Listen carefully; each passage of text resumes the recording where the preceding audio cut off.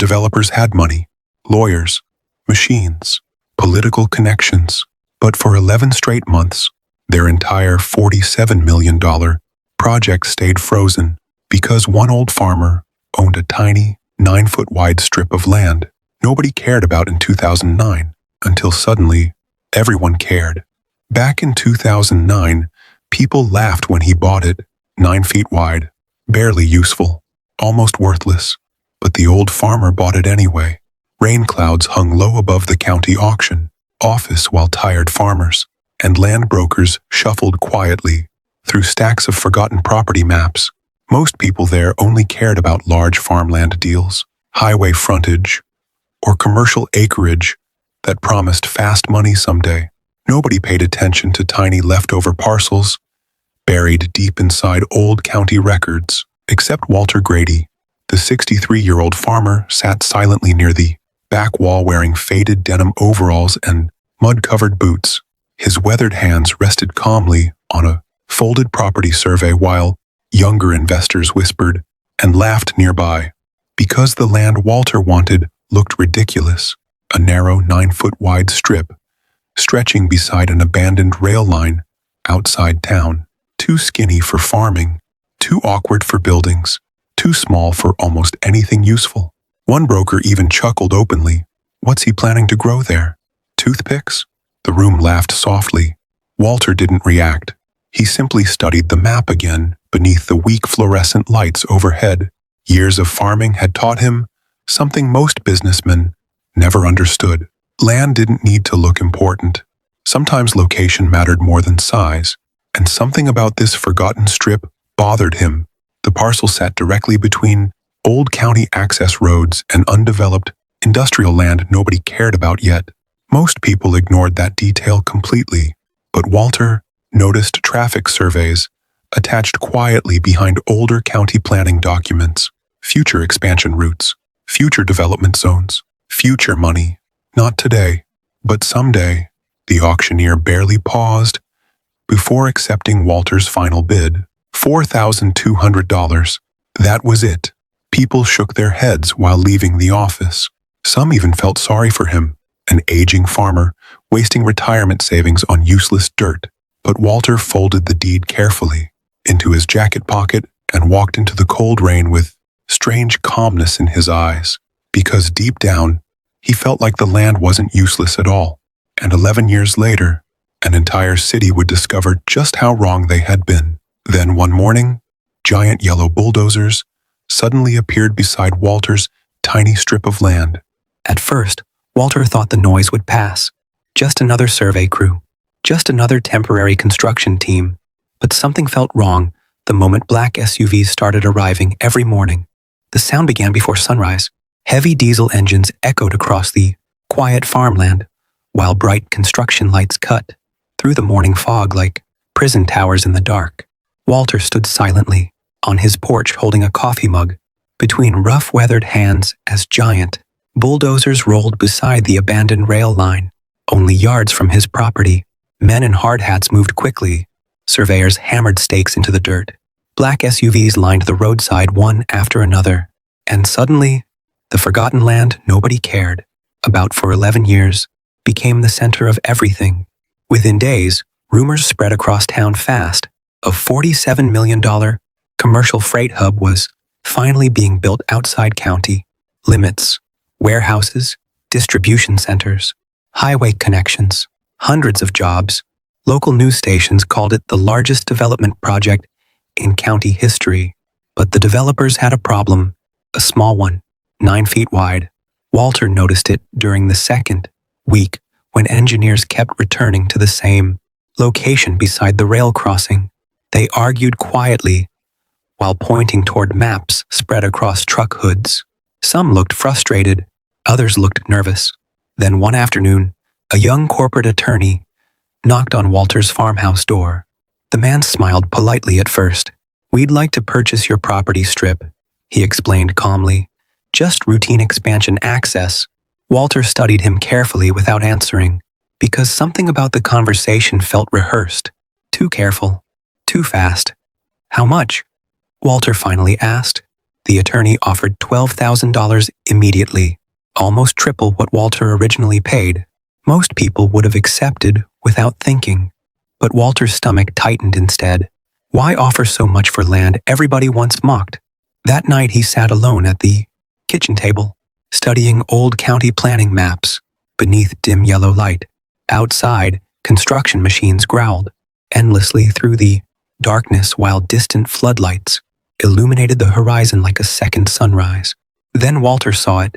The entire freight project depended on a legal emergency access route connecting directly through his narrow strip. Without that connection, nothing could open legally. Not the warehouses, not the loading stations, nothing. Walter slowly leaned back in his chair while silence filled the farmhouse, because suddenly his tiny forgotten strip of land had become worth millions. The next morning, 3 senior developers arrived personally at Walter's farm with a brand new offer.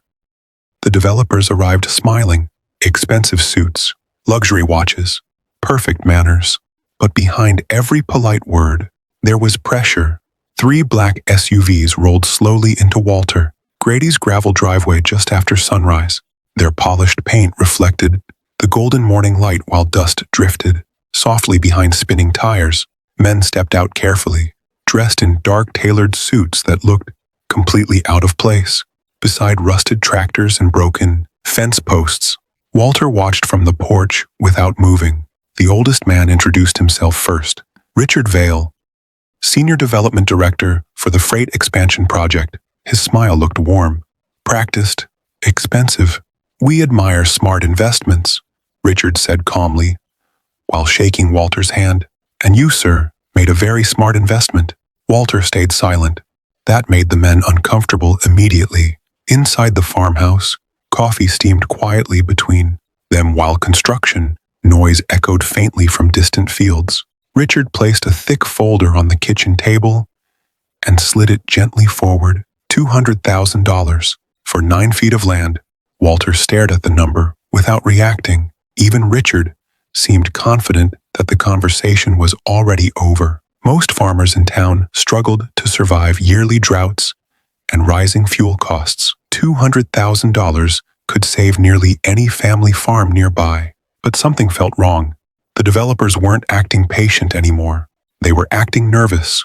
Walter noticed sweat forming near one younger executive's collar despite the cold room. Another kept checking his phone constantly beneath the table. Tiny signs, tiny cracks.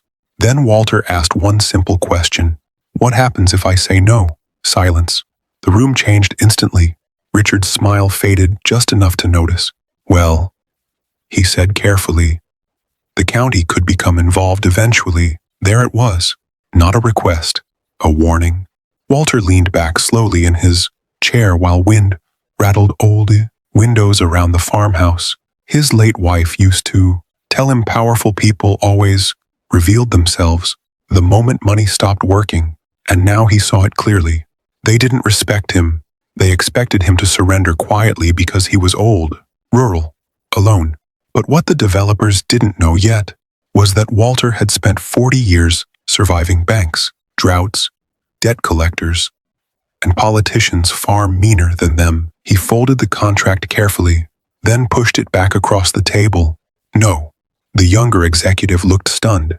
Richard's eyes hardened completely now, because for the first time in 11 months, their $47 million project had truly stopped moving. That evening, county officials suddenly posted a legal notice directly onto Walter's front gate. First came the legal letters, then the inspectors, then suddenly, the entire town started treating Walter like the villain. The pressure began quietly. A county inspection truck appeared beside Walter's farm 3 mornings in a row. Officials walked through his property holding clipboards while taking pictures of fences, drainage ditches, and storage sheds that had stood untouched for decades. 2 days later, another letter arrived, claiming zoning violations needed immediate correction. Walter understood exactly what was happening. The developers couldn't buy the land, so now they wanted to exhaust him instead. Across town, local news stations framed the story differently every night. Reporters spoke about delayed jobs, frozen investments, struggling businesses waiting for the freight project to open. Nobody mentioned the developers. Nobody questioned the corporations. They blamed Walter. At Miller's Diner, conversations stopped when he entered. Some farmers avoided eye contact entirely. Others whispered openly. "Greedy old fool," one man muttered loud enough to hear, holding the whole county hostage over 9 feet of dirt. Walter stayed silent, but inside, the loneliness hurt more than the threats. Every evening, construction floodlights glowed across the horizon while machines sat frozen behind locked gates, waiting for permits that couldn't be approved without his strip. 11 months of delays had already cost the developers millions, and desperation was growing dangerous. One cold night, Walter sat alone on his porch watching distant lightning flicker above unfinished warehouses. His old dog rested quietly near his boots while wind moved softly through dead grass beside the fence line. Then headlights appeared again. This time only one truck arrived. Richard Vale stepped out alone carrying no briefcase, no lawyers, no fake smile. He looked tired now, older somehow. "The investors are panicking," Richard admitted quietly. "Every week this project stays frozen, people lose money." Walter nodded slowly. For a moment, neither man spoke. Then Richard finally asked the question nobody expected. "Why did you really buy that land back in 2009? Walter stared toward the rail crossing silently. Because the truth had nothing to do with money. Years earlier, his wife Emily noticed county maps showing future development routes cutting directly through family farms. She warned Walter that one day, corporations would swallow everything small farmers built unless somebody stood in the way. So he bought the strip, not to get rich, to create a barrier. And suddenly, Richard realized something terrifying. Walter never planned to sell. The next morning, bulldozers started moving toward Walter's strip anyway. Walter heard the engines before sunrise, heavy, aggressive, and deep down, he already knew they were coming for the strip. Cold fog covered the farmland, while massive bulldozers rolled slowly toward Walter's property line beneath flashing yellow lights. Their steel tracks crushed wet gravel with deep, mechanical growls that echoed across the empty morning fields. Construction supervisors shouted orders through radios while security trucks parked along the roadside like preparation for a battle. Walter stood silently beside the fence, wearing his old brown work jacket, alone, at least. That's what the developers believed. Richard Vale stepped out near the machines, looking exhausted and angry at the same time. 11 months of delays had destroyed investor confidence. Millions disappeared every week. The freight hub stayed frozen. Political pressure was building now. Banks wanted answers. Shareholders wanted blood. And somebody finally decided to force movement. "We have emergency county authorization," Richard announced loudly, while holding folded papers in his hand. "The project proceeds today." But something felt wrong immediately. Walter didn't move, didn't argue, didn't panic. Instead, he looked strangely calm. Then slowly, he reached into his jacket and removed another document entirely, an older one, the original 2009 survey. Richard frowned instantly, because suddenly, he realized the county made a catastrophic mistake. The emergency order approved access beside Walter's land, not through it. 9 feet. That tiny, forgotten strip still legally blocked. The only certified emergency route required for freight operations. Without it, federal transport approval stayed impossible no matter what county officials signed locally. The bulldozers stopped. Engines idled heavily in silence. And for the first time since construction began, workers started looking nervous. Then something unexpected happened. Cars appeared. Farm trucks, pickup trucks, old tractors. One by one, local farmers started parking beside Walter's property line. Men who once mocked him stepped out quietly. Then more arrived, and more after that, because during those 11 months, people slowly learned the truth. The developers planned buying farmland cheap after property taxes increased around the freight corridor. Small farms would disappear within years. Walter had seen it first. and now the county finally understood why he refused to move. Richard looked across the growing crowd with disbelief in his eyes, because the old farmer, everyone called stubborn, had become the wall protecting all of them. Then Walter finally revealed the one condition that could end the entire standoff forever. By sunrise, the entire county was watching. News cameras lined the roadside. Developers stood frozen beside silent bulldozers, and one old farmer held all the power. Morning fog lifted slowly above the unfinished freight project, while helicopters circled overhead like distant insects in the pale gray sky. Reporters crowded behind barricades near Walter Grady's narrow strip of land, speaking urgently into microphones as workers stood beside motionless machines, waiting for orders nobody could give. The project had completely stopped.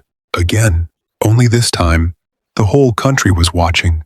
Walter stood quietly near the fence line while cold wind moved through his faded denim jacket. Around him, local farmers formed a silent wall of trucks and tractors stretching across the roadside. Some had driven all night after hearing what happened. Men who once mocked Walter now nodded respectfully whenever he passed, because finally they understood. The 9-foot strip was never about money. It was about survival.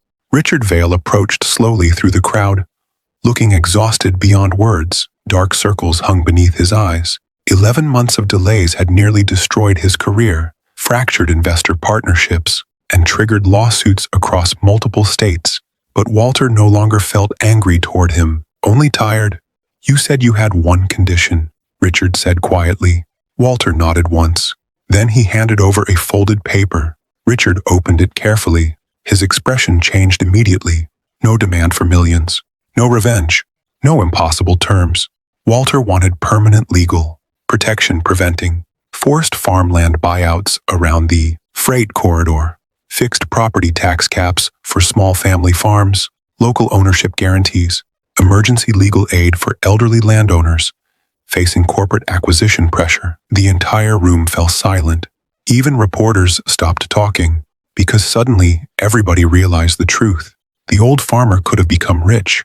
Instead, he used his power to protect people weaker than himself. 3 weeks later, the developers signed every condition publicly. Construction resumed legally.